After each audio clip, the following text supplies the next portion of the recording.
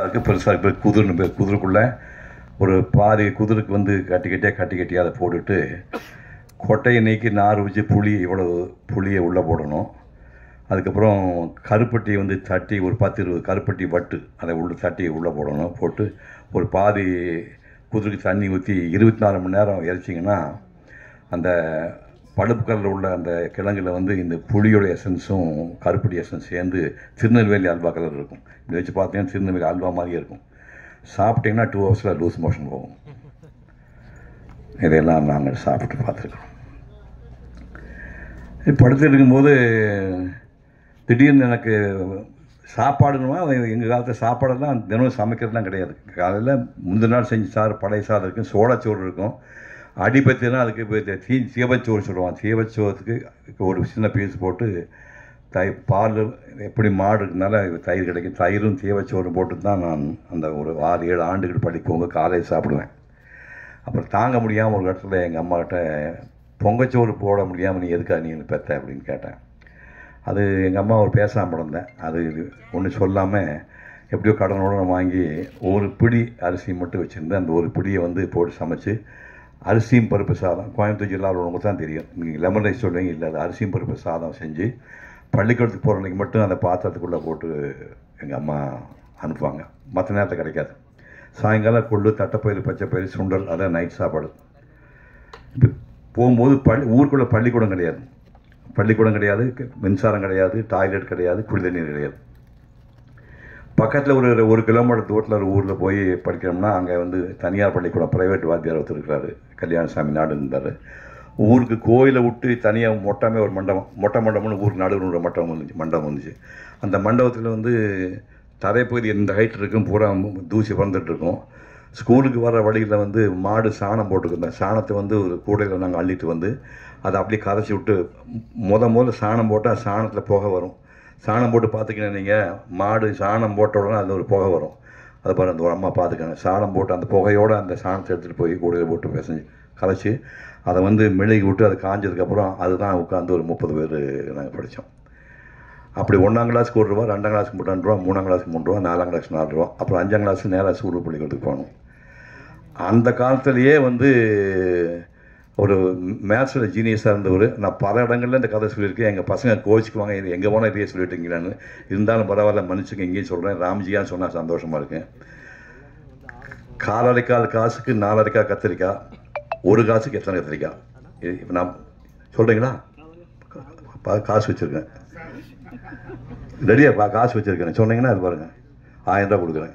கால் காசுக்கு 4 கத்திரிக்காய், 1 காசுக்கு எத்தனை கத்திரிக்காய்? இந்த கணக்கெல்லாம் 4 வயசுக்குள்ளே போட்டு 4ஆம் கிளாஸுக்கு முடிச்சுட்டு அப்புறம் அங்கே போனோம். அங்கே போனோம்னா 6, 7, 8க்கு 2.25 ரூபா ஃபீஸ், 9, 10, 11க்கு 5.25 ரூபா ஃபீஸ். இப்போ வரும்போது அதுக்கு டோட்டல் பண்ணி பார்த்தேன், 365 ரூபா 50 பைசா. எனக்கு வந்து எஸ்எஸ்எல்சி முடிக்கிறதுக்கு நான் செலவு 365 ரூபா 50 பைசா. இப்போ கார்த்தி பையனை ப்ரீகேஜி சேர்த்து 2.5 லட்சம் ரூபா கேட்குறாங்க. கற்பனை பண்ணி பாருங்கள். பைத்தியம் முடிச்சுதான் நினச்சிப்பாங்க. 365 ரூபா 50 பைசாவில் நான் ஸ்கூல் பையனில் முடிச்சிட்டேன். அங்கே ஒரு கிளைமாக்ஸ் வந்தது. எஸ்எஸ்எல்சி படிக்கும்போது அம்மா பழக்கம் போல் காடுகளில் வேலை பார்த்துட்ருக்காங்க. 5.25 ரூபா ஃபீஸ் மாதத்துக்கு கட்டியாச்சு, மந்த்லி ஃபீஸ் கட்டியாச்சு. ஒரு வாரம் கழிச்சு தலையை சொல்லிஞ்சு என்னடான்னு கேட்டாங்க. 11 ரூபா 50 பைசா. இது என்ன இளவு அப்படின்னாங்க. இது வந்து பப்ளிக் எக்ஸாம் எழுதணுமாம்மா, பொது பரீட்சையாமா, அதுக்கு உயர் இடத்துல நீ அப்படி கொடுத்துட்டு அதுக்கு ஒரு 11 ரூபா 50 பைசா பேர டிக்கெட்டை கொடுத்தாங்க. பேங்க்கெல்லாம் கிடையாது, சட்டிக்குள்ளே வந்து ஒரு மஞ்சள் துணி சுற்றி வச்சுருப்பாங்க, அதை எடுத்து 50 கொடுத்தாங்க. அப்புறம் ஒரு வாரம் கழிச்சு போய் பின்னாடி கை கட்டி நின்னேன். இப்போ என்ன மாப்பிள்ளை வந்து நிற்கிற என்ன விஷயம் அப்படின்னாங்க. இல்லை இந்த 6, 7, 8, 9, 10, 11 இந்த 5-6 வருஷம் படித்தா பசங்க ஒரு 20 பேர், பொண்ணுங்க ஒரு 5-6 பேர், பள்ளிக்கு டீச் பண்ண வாத்தி ஒரு 6-7 பேர். ஒரு ஸ்வீட்காரன் காப்பியில் ஒரு குரூப் ஃபோட்டோ ஒன்று எடுத்துக்கணும். 5 ஒன்று கொன்னே போடுவேன். 5 குழந்தைங்க வந்துச்சு, ஒன்றா செத்து போச்சு. ஒரு பையன் செத்து போச்சு, பொண்ணு செத்து போச்சு, ஒன்றா பிள்ளைகள் செத்து போயிட்டான். ஒரு பொண்ணுக்கு 5ஆவது குழந்தை கொன்னே போட்டு பையன் என்ன பரவாயில்ல, நான் பேசாமல் வந்துட்டேன். அன்னைக்கு போய் அந்த எல்லாரும் போனாங்க. என்ன மாதிரியே கூட படித்தவங்கள நான் எப்பவும் 4th ரேங்க் தான், விட மாட்டாங்க. ராட்சச பையலுக்கு முன்னாடி 3 பேர் விடவே மாட்டேன், என்ன முக்குனாலும் விட மாட்டாங்க. 4th ரேங்க் தான் கஷ்டப்பட்டு படித்தேன். அந்த 1, 2, 3லேயும் 2 பேருக்கு வீட்டில் கையில் காசு கொடுக்கல. ஒரு 3-3:30 மணிக்கு எல்லாம் பெஞ்செலாம் போட்டு ரெடி பண்ணிட்டாங்க. நான் 3 பேர் வெளியே போகிற பையன் தூக்கி தோல்டு போட்டு எங்கடா போகிறீங்கன்னாங்க. வீட்டுக்குண்ணா குரூப் ஃபோட்டோன்னாங்க. அது காசு கொடுத்தவங்களுக்கு அப்படின்னா. ஓ காசு கொடுக்கலையோ அப்படின்ட்டு பரவாயில்லப்பா, ஃபோட்டோவில் நின்று போனாங்க. அது கேவலமாக இருக்குது அப்படின்னு. நம்ப மாட்டேங்க, எங்கள் குரூப் ஃபோட்டோ யார் வீடு இருந்தாலும் நான் பார்க்க மாட்டேன். இப்போ எங்கள் குரூப் ஃபோட்டோ வச்சுருந்தா நான் எனக்கு கண்டு இரிட்டேட் குரூப் ஃபோட்டோ பார்க்க மாட்டேன், நம்பவே மாட்டேங்க. 50 ஆண்டுகள் வந்து நான் குரூப் ஃபோட்டோவை பார்க்கவே இல்லை. இப்போ நான் வந்து எங்கள் காலத்து இப்போ டிஜிட்டல் கேமரா வந்துடுச்சு. நான் வாழ்ந்த காலத்தில் வந்து ஃபிலிம் தான் இருந்தது. 192 படங்கள் நடிச்சு. ஆனால் எங்கள் புறமே டிஜிட்டலில் கிடையாது, ஒரிஜினல் ஃபிலிம் போட்டு தான் வந்திருக்கேன். நீங்கள் கணக்கு போட்டு பார்த்தீங்கன்னா ஒரு 4-5 கோடி ஃப்ரேமில் இந்த முகம் இருக்குது. அந்த 5 ரூபா ஃபோட்டோ கிடையாது. ஏதோ உங்களுக்கு கைதட்டுக்காக சொன்னீங்க, இப்போ எப்படி நெஞ்சில் வலிக்கு நினச்சி பாருங்கள். அந்த 5 ரூபா ஃபோட்டோ எனக்கு வாங்கி எடுக்க முடியல. அப்புறம் காலம் எப்படி கேள்வி பண்ணுச்சுன்னா, அதுக்கப்புறம் பாரு 2057 விட்டு 50 ஆண்டுக்கு அப்புறம் அதே ஸ்கூலுக்கு விஜய் டிவிக்காரங்க வந்து மீண்டும் படிக்க போகலாம் வாங்க சார்னு கூட்டிகிட்டு போய் அதே ஸ்கூலில் தேடி உயிரோட வந்து 8 பசங்க 5 பாட்டி ஆகிட்டாங்க. 4 பிள்ளைங்க பாட்டிமா, நான் தாத்தா தானே, ஒரு 4-5 பாட்டிமாருங்க போட்டு படித்தேன். வாத்தியார் 4 பேர் எல்லாம் வச்சு அதே பெஞ்சு இருக்குது, பழைய பெஞ்சு கிராக் விட்டுருந்து அதே பெஞ்சை போட்டு அதே இடத்துல ஒரு ஃபோட்டோ எடுத்து வச்சுருக்கேன். நான் இப்போ அந்த ஃபோட்டோ வச்சுருக்கேன். அதுக்கப்புறம் என்ன பண்ணேன்னா, ஒரு சிஇஓ அதிகாரி சொன்னார், கவர்மெண்ட் பள்ளிக்கு காசு யாரும் கொடுக்க மாட்டாங்க, கல்யாணி சார் தெரியும், ப்ரைவேட் பள்ளிக்கு நிறையா கேபிடேஷன் வச்சு வாங்குவாங்க, கவர்மெண்ட் பள்ளிக்கு காசு கிடைக்காது, நீங்கள் படித்த பள்ளி உங்கள் மாதிரி முக்கியமான நீங்கள் தத்தெடுத்துட்டா அந்த பெரிய புண்ணியம் கிடைக்கும்னாங்க. அந்த வினாடியே இந்த பள்ளியை தத்தெடுத்துக்கிறோன்னு சொல்லி தத்தெடுத்து ஊர் ஊராக போய் 25,000 ஒரு மீட்டிங் கூப்பிட்டு 25 பில்லு நேரம் அங்கே ட்ரஸ்ட் அனுப்ப சொல்லி நானே ரெடி பண்ணி இப்போ வந்து அந்த ட்ரஸ்ட்டில் வந்து 30 லட்சம் ரூபா சேர்த்து வச்சு 10 நாளைக்கு முன்னாடி இந்த பொண்ணு எங்கடாது ப்ரைஸ் வாங்கிச்சு, எங்கள் ஊர் பொண்ணுங்க, இந்த பொண்ணு சூடூர் பொண்ணு அதான் வந்துக்குவாங்க, அந்த பொண்ணை வந்து ப்ரைஸ் வாங்கியிருக்கு. 1.5 லட்சம் ரூபா இன்ட்ரெஸ்ட் வருது, 30 லட்ச ரூபா பேங்க்கில் போட்டு 14வது ஆண்டு பரிசு கொடுத்துருக்கேன். இதெல்லாம் எதுக்காக சொல்ல வரேன்னா, எங்கே பிறந்தேன், நீங்கள்லாம் என் மகள் பேரம் பேத்தியெல்லாம் கிடையாது, நீங்களாம் நம்மளாம் ஒரே ரத்தம், நம்ம ஒரே ரத்தம். நீங்கள் நினச்சிங்கன்னா சிவகுமார் ஒன்றுமே இல்லை, சிவகுமார் சாம்பிள். நீங்கள் வந்து உங்களுக்கு இமயமலை இருக்குது, இமயமலை உங்களால் தொட முடியும். ஒரே விஷயம், கல்வி. அந்த ஒரு 11 பேர் படிக்க ஆரம்பித்தா நான் ஒரு தந்தா ஒரு தெப்பு தேடி வழி வந்தேன். அந்த கல்வி தான் இப்போ காப்பாற்றிட்டு, கல்வியும் ஒழுக்கமும். காப்பாற்றிப்பட்டு 68 வருஷம் ஆகுது. கை தூக்குங்க, காஃபி சாப்பிடலாம், கை தூக்குப்பா, ₹1 இருக்க மாட்டேங்க, தூக்க பரவாயில்ல 2 மணி கை தூக்குறானுங்கடா. அடா மகனே ராஜா, காஃபி வீட்டில் போட்டு தரலையா, அப்படி வா போட்டு கொடுத்து சாப்பிடாம தானே பெரிய ஆள் பிருந்தாசாரி சொல்லியா, போட்டு கொடுத்து காப்பி 1958 அப்புறம் இது வரைக்கும் நாங்களுக்கு படல. அப்போ எதுக்கு நம்ம காப்பியே சாப்பிட்டேன்னா தண்ணி அடிப்போமா, மொத்த சமாதானம் பண்ணுவோமா? கல்வியும் ஒழுக்கமும் தான் உங்களை இமயமலை உச்சியில் உட்கார வைக்கும். நன்றி, வணக்கம். நன்றி ஐயா. சிரிப்பின் சிறுத்தை, பண்பின் பருத்தி வீரன், வீரத்தில் விருமனாய் திகழும் எங்கள் அண்ணன் கார்த்திக் அவர்களை சிறப்புரையாற்ற அழைக்கிறோம். ஸ்கூலுக்கு போய் படிங்கன்னா பஞ்சு டைலாக் பெரியவங்க எல்லாருக்கும் வணக்கம், பத்திரிகை தொலைக்காட்சி நண்பர்களுக்கு வணக்கம், மெடல் இருக்கும் மாயா அவர்களுக்கும் கல்யாணி அவர்களுக்கும் அப்பா அண்ணா அகரம் குழந்தைகள் எல்லாருக்கும் வணக்கம். பெற்றோர்களுக்கு முக்கியமாக ஆசிரியர்களுக்கும் ரொம்ப ரொம்ப வணக்கம். நான் 2 வயசு இருக்கும்போது ஆரம்பித்த ஒரு அறக்கட்டளை. அது சின்ன வயசில் ஆத்தா சொல்லுவாங்க, எது பண்ணாலும் தொடர்ந்து பண்ணுற மாதிரி இருக்கணும், ஆரம்பிச்சு நிறுத்தக்கூடாது. இது சின்ன வயசில் நான் கேட்ட ஒரு வார்த்தை. ஆனால் அது தொடர்ந்து பண்ணுறது அப்படிங்கிறது அவ்வளோ ஈஸி இல்லை. நான் சின்ன வயசுலேருந்து பார்த்துருக்கேன். நினைவு தெரிஞ்ச நாள்லேருந்து வீட்டில் தான் அந்த ஃபங்க்ஷன் நடக்கும். சிவகுமார் கல்வி அறக்கட்டளை ஃபங்க்ஷன் நடக்கும். நாங்கள் சின்ன பசங்களாம் ஸ்கூல் படிச்சுட்டு இருக்கும்போது இருந்தே அந்த ஒர்க்கை பார்த்துருக்கோம். இன்றைக்கி ரொம்ப ஈஸி கம்யூனிகேஷன், ஒரு செல்ஃபோன் இருக்குது, நம்ம தெரிஞ்சவங்களை எங்கேனா ட்ராக் பண்ணி பிடிச்சிடலாம். ஆனால் அப்போ வந்து ஸ்கூலில் ஃபஸ்ட் மார்க் வாங்கின பசங்க, ஸ்டேட்டில் ஃபஸ்ட் மார்க் வாங்கின பசங்களை தேடி பிடிக்கணும்னா அது ஒரு பெரிய வேலை. அப்பாவோட ஃப்ரெண்ட்ஸ் வீரனன் மாமா இங்கே நான் நினச்சி பார்க்குறேன், ராவ் அவர்களை நினச்சி பார்க்குறேன். அவங்க 3 பேர் ஒரு ஸ்ட்ரீட்டில் இருந்து 3 பேர் சேர்ந்து நம்ம ஏதாவது ஒன்று பண்ணணும். அப்பாவுடைய 100வது படம் முடியுது. அந்த 100வது படம் எடுத்து முடிக்கும் போது எல்லா தயாரிப்பாளர்களும் 100 தயாரிப்பாளர்களையும் கூப்பிட்டு ஒரு கேடயம் கொடுக்குறாங்க. எம்ஜிஆர் அவர்கள் தலைமையில் அப்பாவை அறிமுகப்படுத்தின இயக்குநர்கள் கலந்துக்கிறாங்க. கமல் சார் வந்து அப்போ வளர்ந்து வரும் ஹீரோ, அவரும் கலந்துக்கிறாரு. அவர் அந்த ஃபங்க்ஷனில் பாராட்டி பேசுகிறாரு. அந்த ஃபங்க்ஷன் முடியும் போது ஒரு படத்துடைய சம்பளம் மொத்தமாக அப்படி நம்ம கொடுக்க மனசு வருமானு தெரியல, மொத்த சம்பளத்தை அப்படியே பேங்க்ல போட்டு, ஏன்னா நான் அப்படி பெருசாக காசுக்கு ஆசைப்படாத ஒரு ஆளாக இருந்திருக்காரு அப்பா. நான் தான் சொல்லுவோம், கிண்டல் பண்ணுவாங்க சொந்தக்காரங்களாம், வர்ற காசை கூட வேணான்னு சொல்லிடுவார் இவர் அப்படின்னு. பட் அவரை பற்றி அது கவலைப்பட்டுக்கல, அவர் அப்படி தான் வாழ்ந்திருக்காரு. அந்த காசை போட்டு அந்த காசில் வர வட்டி எடுத்து பரிசு வழங்க ஆரம்பிச்சிருக்காங்க. முதல் பரிசு 1000 ரூபாய், அப்புறம் 750 ரூபா, அப்புறம் 500 ரூபாய். இந்த 1000 ரூபாய் பெரிய காசா அப்படின்னு நான் யோசிச்சு பார்க்கலாம். சரி, தங்கம் அப்போ என்ன விலை இருந்திருக்கும் 1979 யோசிச்சு பார்த்தா அது 750 ரூபா இருந்திருக்கு. ஸோ கிட்டத்தட்ட வந்து 1.5 சவரன் வாங்குற அளவுக்கு பரிசு தொகை கொடுத்துருக்காங்க. தொடர்ந்து 25 வருஷம் இந்த ஃபங்க்ஷன் நடந்துகிட்டே இருந்துச்சு. ஒவ்வொரு வருஷமும் சின்ன சின்ன ஊர்கள்ல இருந்து எங்கே இருந்தாலும் தவறாம வந்து அப்பா கிட்ட பரிசு வாங்கிட்டு போவாங்க. நாங்கள் வெளியூர்ல எங்க ஷூட்டிங் போனாலும் அப்பாவோட படங்களை பத்தி பேசுறாங்களோ இல்லையோ, ஆமா அவங்க அப்பா வந்து படிப்புக்கு வந்து ஹெல்ப் பண்ணுவார்ல அப்படின்னு சொல்லுவாங்க. ஸோ அதை தொடர்ந்து பண்ணது தான். அதுக்கப்புறம் 25வது ஆண்டுக்கு அப்புறமா அகரம் எடுத்து அதை செய்ய ஆரம்பிச்சது. அகரம் எடுத்ததுக்கு அப்புறமா தான் வந்து வெறும் ஃபர்ஸ்ட் மார்க் எடுத்தது மட்டும் கிடையாது, எங்கேருந்து ஃபர்ஸ்ட் மார்க் எடுத்தான் அப்படிங்கிறது ரொம்ப முக்கியமாக இருக்கு அப்படிங்கிறது புரிதல் வந்துச்சு. எந்த இடத்துல இருந்து ஆரம்பிச்சு படிச்சு வந்தாங்க. இன்னைக்கு வந்து ஒவ்வொரு பசங்களும் அவங்களுடைய பேக்ரவுண்ட் சொல்லும்போது அப்பா எங்கேருந்து வந்தாருன்னு தான் யோசிக்க முடியுது. எங்கனால அதை நான் சொல்ல முடியாது. நாங்கள் வந்து ஆசீர்வதிக்கப்பட்டவங்க அப்படின்னு தான் சொல்லிக்கணும், இல்லை போன ஜென்மத்து புண்ணியம்னு சொல்லிக்கலாம். அப்பாவுக்கு பையனாக பிறந்ததுனால பல விஷயங்கள் கடந்து வந்துட்டோம். ஆனால் அப்படி இருந்தாலும் வந்து எதுவும் தெரிஞ்சுக்காம இங்கே வந்துட முடியாது. இதுக்கு பயங்கர ஹார்ட் ஒர்க் தேவை. யார் எந்த இடத்துல ஆரம்பித்தாலும் ஹார்ட் ஒர்க் பண்ணி தான் ஆகணும். இந்த கீழேருந்து ஆரம்பித்து நான் ரொம்ப கஷ்டப்பட்டேங்க அப்படிதான் வர முடிஞ்சுன்னு சொன்னால் அது உண்மைதான். கஷ்டப்படாமல் எதுவுமே கிடைக்காது. எல்லாருமே உழைச்சி தான் வர முடியும். எந்த விலை கொடுக்காம எதுவுமே கிடைக்காது. அந்த விலை எப்பவுமே காசு பணம் கிடையாது. உங்க தூக்கமா இருக்கும், உங்களுடைய சந்தோஷங்களா இருக்கும். இங்க இருக்கிற எல்லாருமே ஏதோ ஒன்று பெருசா விலை கொடுத்து இழந்துதான் இன்னைக்கு அவங்க படிச்சு இங்க வந்திருக்காங்க. அதனால இன்னைக்கு ஹார்ட் ஒர்க்கோ நம்ம தியாகம் பண்ணிக்கிற விஷயம் என்னவோ நிச்சயமா அது பரிசளிக்குது. இல்லைங்க நான் வாழ்க்கை பூரா உழைச்சிட்டே இருக்கேன் எனக்கு எதுவுமே கிடைக்கலன்னு சொன்னா நீ ரொம்ப நாள் வெயிட் பண்ணா ரொம்ப பெருசா கிடைக்கும். நீ கொஞ்ச நாள் வெயிட் பண்ணா சின்னதா கிடைக்கும், ரொம்ப நாள் வெயிட் பண்ணா ரொம்ப பெருசா கிடைக்கும். அதனால எக்காரணத்தை கொண்டும் தளர்ச்சி ஆயிடவே வேண்டாம். தொடர்ந்து பயணிக்கணும்னு நான் உங்களை கேட்டுக்கிறேன். தைரியமா இருங்க. இங்க அகரம்ல ஒவ்வொரு வாட்டியும் நான் பசங்க கேட்கறது வந்து ஊர்ல இருந்து படிச்சு சென்னைக்கு வந்துட்டேன், சிட்டிக்கு வந்துட்டேன். பசங்களை முக்கியமா வந்து சிட்டிக்கு கொண்டு வந்து படிக்க வைக்கணுங்கிறதான் ஒரு ஆசையே.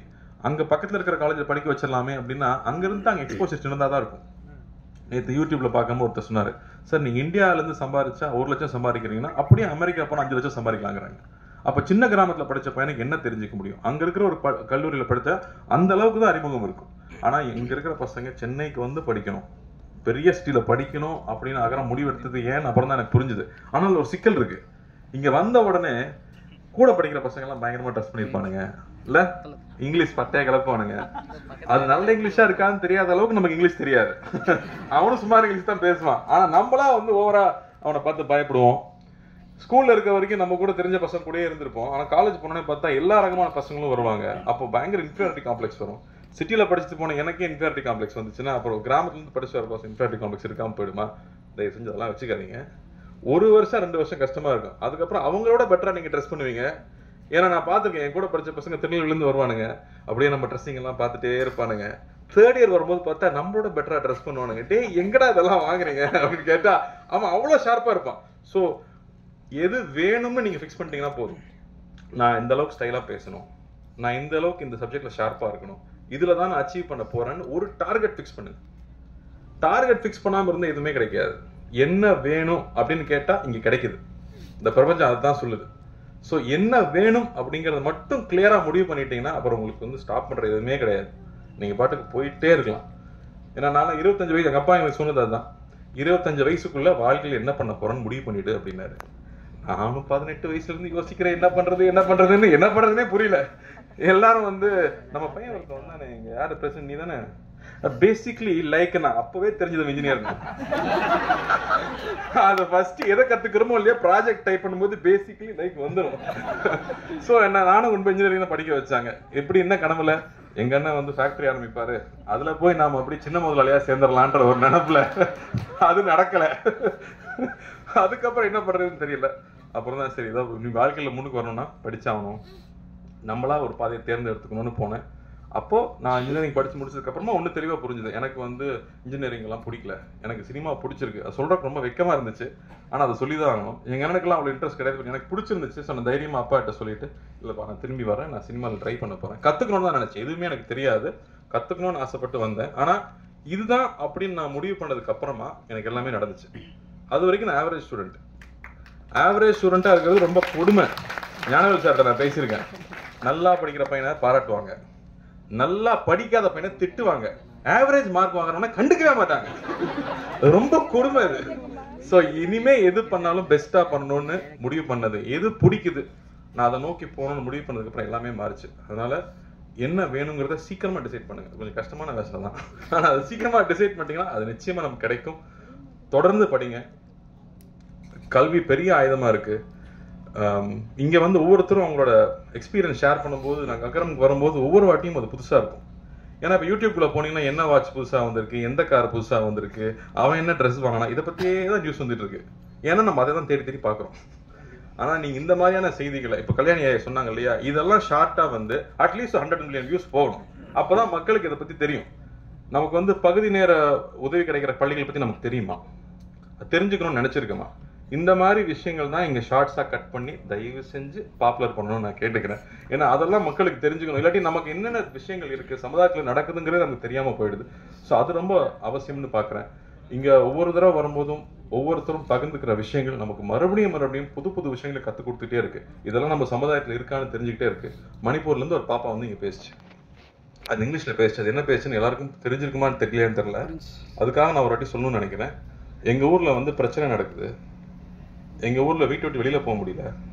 அதனால எங்க ஊர்ல நிறைய குழந்தைங்க ஸ்கூலுக்கும் காலேஜுக்கும் போக முடியல, வீட்டுல உட்காந்துட்டு இருக்காங்க அப்படின்னு சொல்லுது. நான் அதிர்ஷ்டவசமா இங்க வந்ததுனால இங்க நான் படிச்சுக்கிட்டு இருக்கேன். தயவு செஞ்சு எங்க ஊருக்காக பிரார்த்தனை பண்ணிக்கோங்க.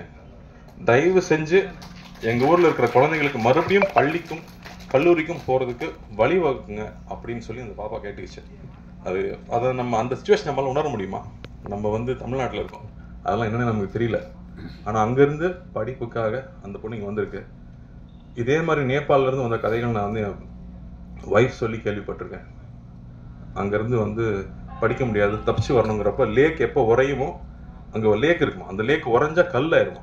அந்த டைம்ல யாராவது போனாங்கன்னா அவங்க கூட குழந்தைய அனுப்பிச்சு விட்டுருவாங்க, நீயாவது உயிரோடு இருங்கிற மாதிரி. அப்படி நடந்து வரும்போது ஐஸ் சாப்பிட்டுக்கிட்டே வருவாங்களாம். அப்படி வந்து இங்க குழந்தைங்க படிச்சு அவங்க பெருசா வந்திருக்காங்க. அப்படி கல்விக்காக எவ்வளவு விஷயம் நடக்குது அப்படின்னு நினைக்கும் போது ரொம்ப ரொம்ப ஆச்சரியமா இருக்கு. அதனாலேயே தான் இன்னைக்கு எங்க போனாலும் நீங்க வந்து எனக்கு படிப்புக்கு ஹெல்ப் பண்ணுங்கன்னு சொன்னா, இங்க நம்ம எனக்கு தெரிஞ்சு தமிழ்நாட்டில் யாரும் இல்லைன்னு சொல்லவே மாட்டாங்க. நிச்சயமா ஹெல்ப் பண்ணுவாங்க நம்புறேன். அதே மாதிரி நானும் கேட்டுக்கிறேன், உங்க வீட்டுல வேலை செய்யறவங்களா இருக்கலாம், பக்கத்துல இருக்கிறவங்களா இருக்கலாம், படிப்புக்குன்னு கேட்டா கையில கொடுத்துடாதீங்க, ஸ்கூல்லயே போய் காசை கூட கட்டிடுங்க. அது பெரிய ரிசல்ட் கொடுக்குது அப்படின்னு நிச்சயமா தெரியுது.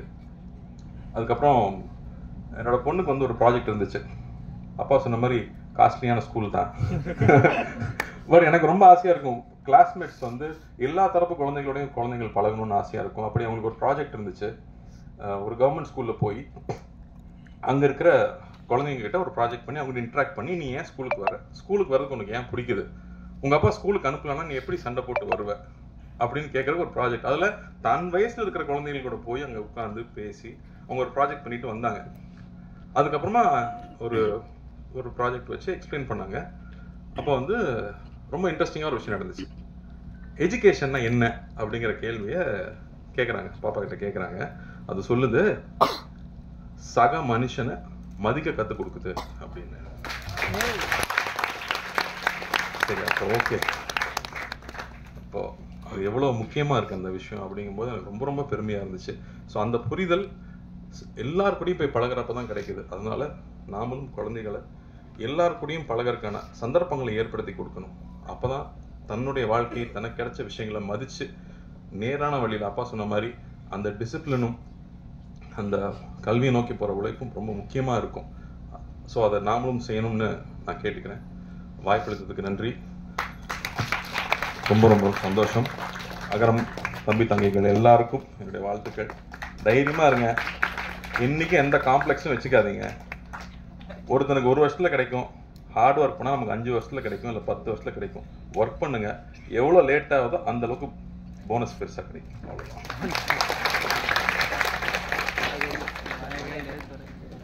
நன்றி அண்ணா. ஒரு மனதில் சிந்தித்து பல மனங்களில் அகரம் என்ற ஆலமரத்தை நிறுவி அதன் ஆணி வேராக திகழ்ந்து வரும் எங்கள் அண்ணன், இருள் சூழ் உள்ளங்களுக்கு கல்வி எனும் மொழியை தந்து வாழ்வை வளமாக்கும் வள்ளல், ஆயிரக்கணக்கான விதைகளுக்கு அண்ணனாக திகழ்பவர் எங்கள் சூர்யா அண்ணா அவர்களை சிறப்புரையாற்ற அழைக்கிறேன்.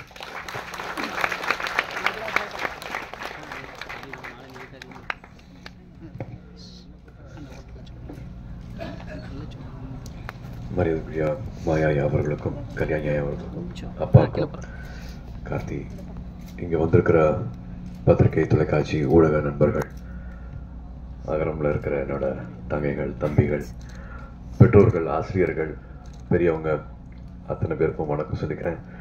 நன்றியும் சொல்லிக்கிறேன். ஏன்னா யூஸ்வலாக வந்து இது ஒரு வீக்கெண்டில் நடக்கும்.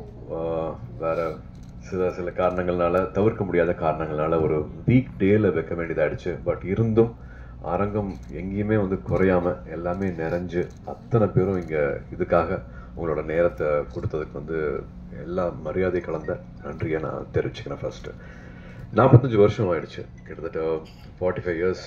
79 ஆரம்பிச்சு 80 அப்பாவோட விருதுகள் கொடுக்கறது ஆரம்பிச்சு பண்ணிட்டு இருக்காங்க. அகரம் கிட்டத்தட்ட 20 இயர்ஸ் தொடப்போகுது. விதை மட்டுமே வந்து ஒரு 15 வருஷம் ஆயிடுச்சு. ஏன்னா அகரமில் வந்து ரொம்ப ஹைலைட்டாக எங்களுக்கு ரொம்ப ரொம்ப முக்கியமான ஒரு ப்ரோக்ராமை பார்க்குறது வந்து விதை ப்ரோக்ராமு. ரொம்ப சாதாரணமாக 2006 உட்காந்து பேசிகிட்டு இருந்தோம், நானும் ஞானவேல் அவர்களும். அப்போ வந்து ஸ்டூடெண்ட் ரிப்போர்ட்டராக ஆரம்பித்து அதுக்கப்புறமா முக்கியமான பத்திரிகையில் முக்கியமான பொறுப்பில் இருக்கிறாரு. அப்போ கேட்ட கேள்விகள் தான். அப்பா இப்போ குட்டி ஒரு கதை சொல்லிட்டு இருந்தாங்க. அவங்களோட அவங்களோட பள்ளி பருவம் எப்படி இருந்துச்சு, ஸ்கூலுக்கு போகிறதுக்கு முன்னாடி என்னென்ன மாதிரியான சூழல் இருந்துச்சு அப்படின்னு சொல்லிட்டு இருந்தாங்க. எனக்கும் சொல்லியிருக்காங்க, எனக்கும் அது ஞாபகம் இருக்குது. பட் 2006 பேசிகிட்டு இருக்கும்போது வந்து அதே மாதிரியான ஒரு சூழல் தான் வந்து ஞானவேல் அவர்கள் வந்து முதல் தலைமுறை மாணவர்கள் இருக்காங்க தெரியுமா அப்படின்னு கேட்ட கேள்வி தான் வந்து அகரம் பிறக்கிறதுக்கு காரணமாக இருந்துச்சு. அப்படிலாம் இல்லையே அப்பா அப்போ சொன்னாங்க. அப்பா வந்து ஒரு 50s 40s சொன்ன கதை அது அப்படின்னாங்க. இல்லை, 2006 வந்து இப்போவும் நம்மளுக்கு முதல் தலைமுறை மாணவர்கள் இருக்காங்க அப்படின்னு 2006 சொன்னாங்க. 20 வருஷம் தாண்டிட்டோம்.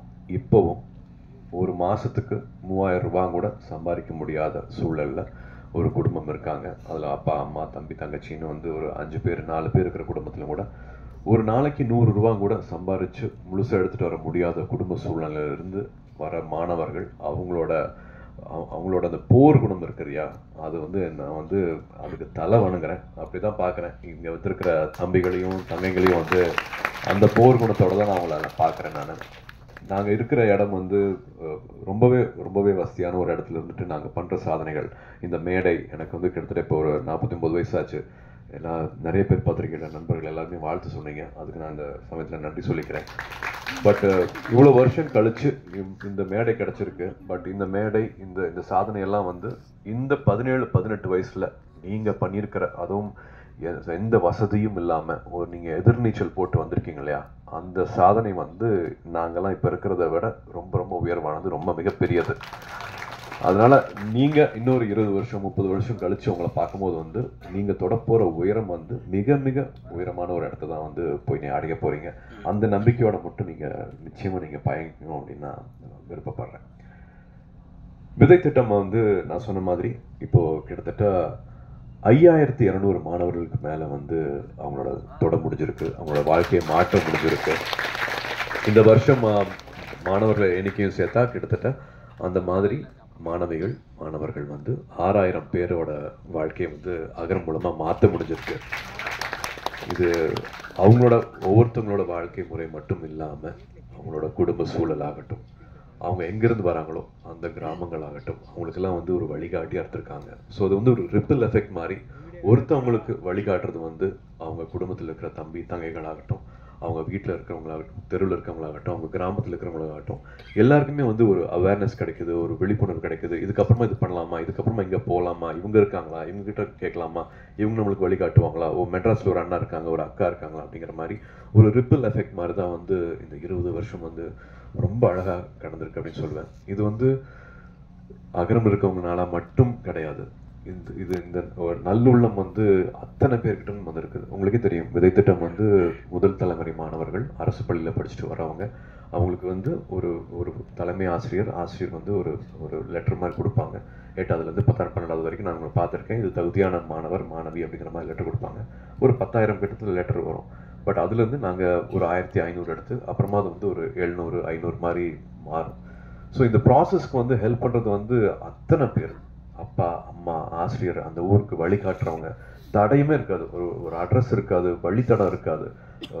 காலையிலேருந்து உங்களுக்காக வெயிட் பண்ணி பஸ்லேருந்து இறங்கின உடனே 2 வீலரில் வந்து எங்களை கூட்டிகிட்டு போகிற அந்த ஊரில் இருக்கிற மக்களாகட்டும், அங்கே லோக்கலில் இருக்கிற பத்திரிகை நண்பர்களாகட்டும், வழியே தெரியாமல் நான் கூட்டிகிட்டு போகிறவாங்க அப்படின்ட்டு சைக்கிளில் கூட்டிகிட்டு போகிறவங்களாகட்டும், இல்லை ஒரு லாரி டிரைவர் ஆகட்டும், அத்தனை பேர் வந்து இந்த மாணவ செல்வங்களுக்கு வந்து எப்படியாவது படிப்பு கிடைச்சிடணும், எப்படியாவது அந்த கல்வி கிடைச்சிடணும் அப்படின்ட்டு அத்தனை பேர் வந்து உதவி செஞ்சுருக்காங்க. அத்தனை பேர்த்தோட அந்த ஒரு நேரத்துக்கும் அவங்களோட ஊக்கத்துக்கும் அவங்களோட சப்போர்ட்டுக்கும் அவங்களோட அந்த அந்த ஒரு கல்வி எல்லாத்தையும் மாற்றிடும் அப்படின்ட்டு அவங்கள கொடுத்த நேரத்துக்கு எல்லாமே நான் இப்போது நன்றி சொல்லணும் அப்படின்னு பார்க்குறேன். ஏன்னா 20 வருஷம் ஆயிடுச்சு.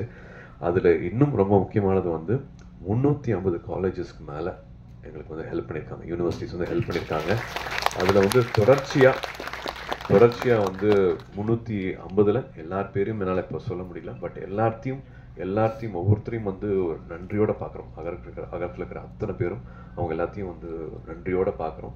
பட் தொடர்ச்சியாக கிட்டத்தட்ட ஒரு 40 காலேஜஸ்க்கு மேலே வந்து ஹெல்ப் பண்ணியிருக்காங்க. அவங்களோட பேர் மட்டும் சொல்லணும், படிக்கணும்னு ஆசைப்பட்றேன்.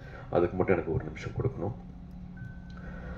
அறுவடை வீடு institute of technology Chennai, Agni engineering college Chennai, Alpha arts and science college Chennai, Apollo arts and science college Chennai, Apollo hospitals Chennai, Aravind eye hospitals Chennai, A B C polytechnic college Mayiladuthurai, Bharath university Chennai, builders engineering college Erode, Dhaanish Ahmed college of engineering Chennai, DOT School of Design Chennai, Dr. NGR University Chennai, Excel College of Engineering Erode, Einstein Group of Institute Tirunelveli, Hindustan Group of Institutes Coimbatore, JPR Mamalan Group Chennai, Kaveri Hospitals Chennai, KG Hospitals of Pharmacy and Research Institute Viluppuram, Kumaraguru College of Liberal Arts and Kumaraguru College of Technology Coimbatore, MAM Group of Institutions Trichy, Michael Job College of Arts and Science College for Women Coimbatore, Dr. NGR Janaki Arts and Science Women's College Chennai, Nanda Arts and Science College Erode, Pavai Engineering College Namakkal,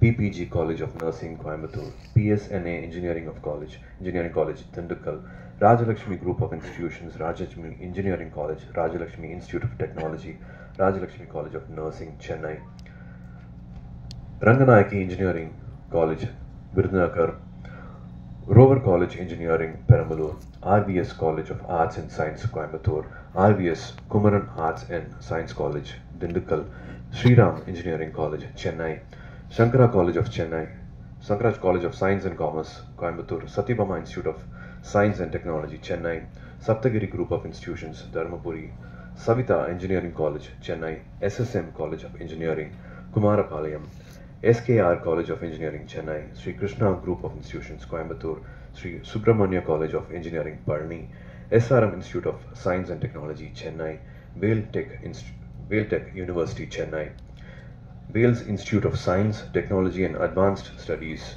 Chennai, Venkateshwara Hospitals Chennai, Valliyamal College for Women Anna Nagar Chennai, Vikram Group of College Sivagangai, VIT University Vellore and Zoho University Chennai. இன்னும் அத்தனை பேர் இருக்கிறாங்க. அத்தனை பேருக்கும் வந்து மனமார்ந்த நன்றியை சொல்லிக்கணும். ஏன்னா போய் இல்லை அப்படிங்கிற வார்த்தையை வந்து இது வரைக்கும் வந்ததே கிடையாது. அவங்க கொடுக்குற ஊக்கம் அது வந்து அவங்க வீடாக பார்க்குறாங்க. அங்கே இருக்கிற மாணவிகளை வந்து அவங்கள வீடாக அவங்க பார்க்க வைக்கிறாங்க. அதான் ஒன்றா நினைக்கிறதுன்னு ஒன்று இருக்கு இல்லையா? இத்தனை வருஷம் ஆனாலும் வந்து எதுக்கோ பண்ணுறோம் ஏனோ பண்ணுறோம் அப்படிங்கிற மாதிரி இல்லாமல், நம்மளும் கேட்கறதுக்கு கூச்சமாக இருக்கிற மாதிரி இல்லாமல், இங்கே இருக்கிற மாணவிகள் வந்து ஒரு டிபார்ட்மெண்ட்லேயும் அந்தந்த ஹெச்ஓடி கிட்ட இருந்து பேர் வாங்கியிருக்காங்க. அவுட்ஸ்டாண்டிங் ஸ்டூடெண்ட்ஸா, பெஸ்ட் ஸ்டூடெண்ட்ஸா, பொட்டன்ஷியல் ஸ்டூடெண்ட்ஸா, இவங்க மறுபடியும் வருஷம் அந்த பேர் வாங்குறதுனால நாங்களும் கூச்சமே இல்லாமல் எந்த கதை வேணாலும் எங்கே வேணாலும் போய் வந்து என்னால் தட்ட முடியுது. இது வந்து விதையில் வந்து ரொம்ப ரொம்ப முக்கியமான ஒரு அழகான சாதனை நான் சொல்லுவேன். அதே மாதிரி வந்து முன்னாள் மாணவர்கள், இப்போ முன்னாடி பேசுன மாதிரி அலுமினிஸ் ஒரு கிட்டத்தட்ட 3400 பேர் வந்து அகரம் முன்னாள் மாணவர்கள் தான் கிட்டத்தட்ட இப்போ அகரம் முன்னெடுத்துட்டு போகிறது. அவங்களும் வாலண்டியர்ஸும் இல்லாமல் வந்து இதை பண்ணியிருக்க முடியாது.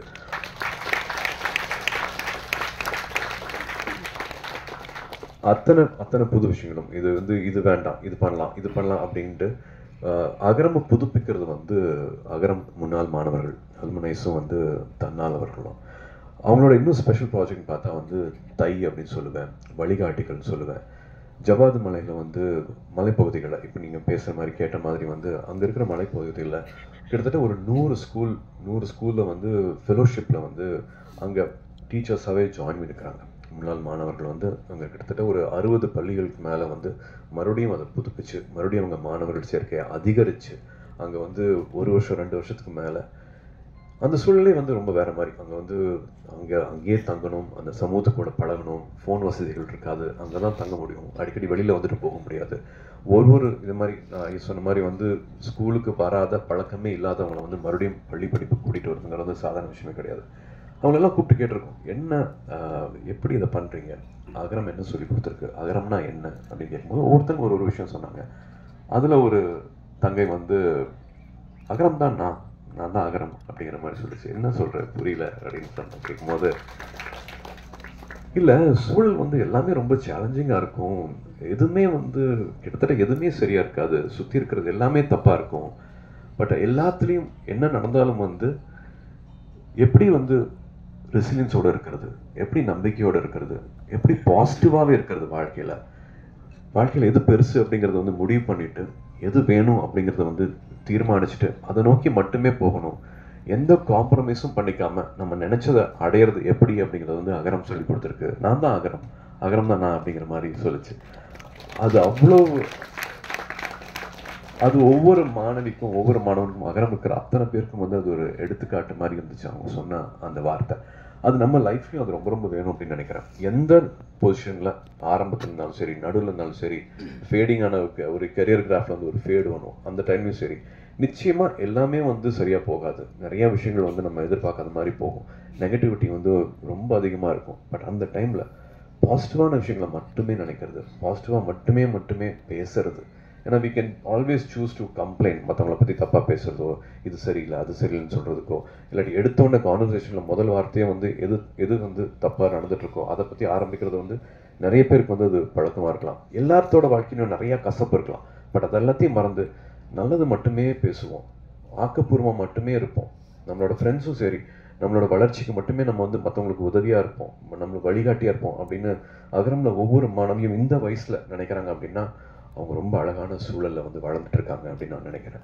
எனக்கு அப்படி நினைக்கும் போது வந்து அகரமில் நானும் ஒரு பார்ட்டாக இருக்கேன் அப்படின்னு நினைக்கும் போது வந்து எனக்கு ரொம்ப ரொம்ப சந்தோஷமாக இருக்குது. Everybody needs it in life.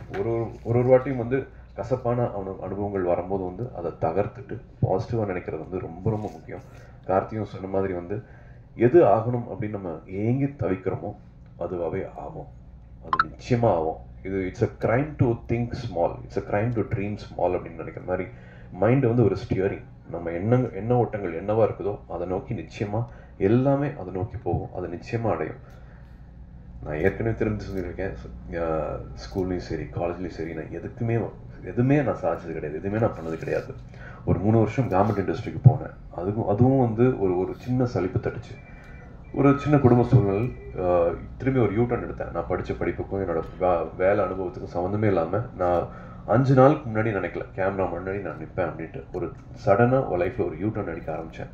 நேருக்கு ரிலீஸ் ஆனதுக்கு அப்புறமா தான் வந்து அதை இவ்வளோ அன்பு கொடுக்குறாங்களே, ஏன்னா இதுக்கெல்லாம் தகுதியா, இதுக்கு நான் என்ன பண்ண போகிறேன், என்ன கைமாறு பண்ண போகிறேன் அப்படிங்கிறதுக்கு அப்புறமா தான் வந்து நான் வாழ்க்கையில் வந்து இன்னும் கொஞ்சம் நான் ஒழுங்காக உழைக்கணும், இந்த அன்புக்கு இந்த நான் தகுதி ஆக்கிக்கணும் அப்படின்னு ஆரம்பித்தேன். அப்படி ஆரம்பிச்சனால இந்த நிலைமைக்கு வர முடியுதுன்னா நீங்கள் உங்களோட சிந்தனைகள் வந்து சரியாக வச்சுருந்தீங்கன்னா யார் வேணாலும் என்ன வேணாலும் ஆகலாம். என்னோட ஒன்றுமே இல்லாத நான் வந்து இந்த இடத்துலையோ இந்த மாதிரி ஒரு அன்பு கிடைக்கிற நிலைமைக்கு வந்து என்னால் வர முடிஞ்சிருக்கு அப்படின்னா இது 17 வயசுல வந்து இவ்வளோ சிரமங்களுக்கு தாண்டிட்டு நீங்கள் அடைஞ்சிருக்கிற இந்த இடம், நீங்கள் செஞ்சுருக்கிற இந்த சாதனை, இந்த மார்க்ஸ், இது எல்லாமே பண்ணக்கூடிய அந்த வீரியம், அந்த தைரியம், அந்த பவர் இருக்குன்னா நீங்கள் தொடக்கூடிய எல்லைகள் வந்து நீங்கள் தான் அந்த எல்லையை வந்து நீங்கள் தான் முடிவு பண்ணணும். எங்கே வேணாலும் போகலாம், எது வேணாலும் பண்ணலாம், எதுவுமே தடை கிடையாது. இப்போ இருக்கிற சூழல், இப்போ இருக்கிற சின்ன சின்ன பிரச்சனைகள்லாம் வந்து 6 மாதம் கழிச்சு நீங்கள் அது ஒரு பிரச்சனையே இருக்காது, ஒரு 3 வருஷம் கழிச்சு நீங்கள் அது அப்படி ஒரு சிந்தனையே இருக்காது உங்கள் வாழ்க்கையில். ஸோ தயவு செஞ்சு வந்து இப்போ இருக்கிற பிரச்சனைகளை வந்து ரொம்ப சின்னதாக்கிடுங்க. நாகேஷ் எல்லாம் சொல்கிற மாதிரி வந்து இங்கே வச்சு பார்த்தா தான் அது பெரிய பிரச்சனையாக இருக்கும். அந்த சின்ன அந்த இப்படி தள்ளி பிடிச்சினா அந்த ஒரு சின்ன தூசி மாதிரி ஆகும் அந்த பிரச்சனை. ஸோ விலகி இருந்து பாருங்கள். இப்போ இருக்கிற பிரச்சனையை ஒரு பிரச்சனையாகவே நினைக்காதீங்க.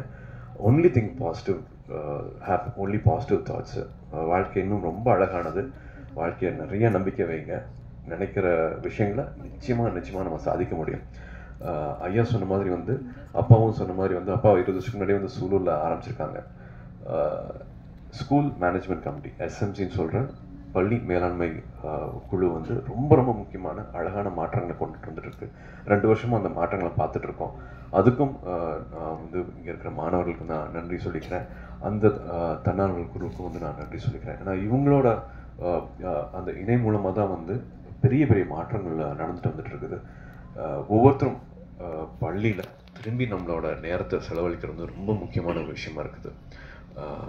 ஸ்கூலுக்கு மறுபடியும் வந்து கிராமங்களில் இருக்கிற படித்து வந்திருந்தோம்னா அந்த ஸ்கூலில் நம்மளை மறுபடியும் நினச்சிக்கிறது ரொம்ப முக்கியமாக இருக்குது. அங்கே இருக்கிற பெற்றோர்கள் அந்த பள்ளியோட நடவடிக்கையிலும் சரி, தயவு செஞ்சு ஒரு உறுப்பினராக இருங்க.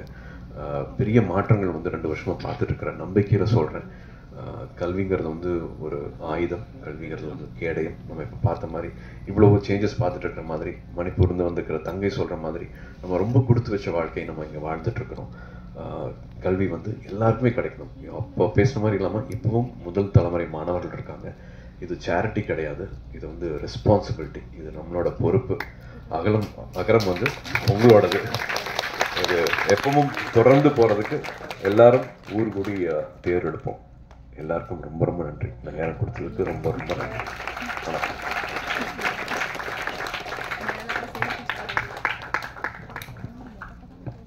நன்றி அண்ணா.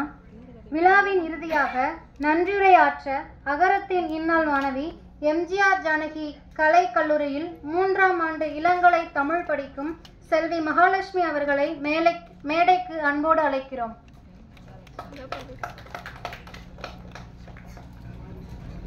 அனைவருக்கும் வணக்கம். ஒரு மனநிலையோடு 2 கரங்களையும் கூப்பி 3 வார்த்தைகளில் கூறுவதே நன்றி. நன்றி மறப்பது நன்றன்று எனும் வள்ளுவரின் வாய்மொழிக்கேற்ப இந்நிகழ்வு இனிதே நடைபெற ஒத்துழைப்பு நல்கிய விழா நாயகர்களான மாணவ சிற்பங்களுக்கும் அவர்களின் பெற்றோர்களுக்கும் மற்றும் இவர்களை சிற்பமாக செதுக்கிய ஆசிரியர்களுக்கும் நன்றிகளை தெரிவித்துக் கொள்கிறோம்.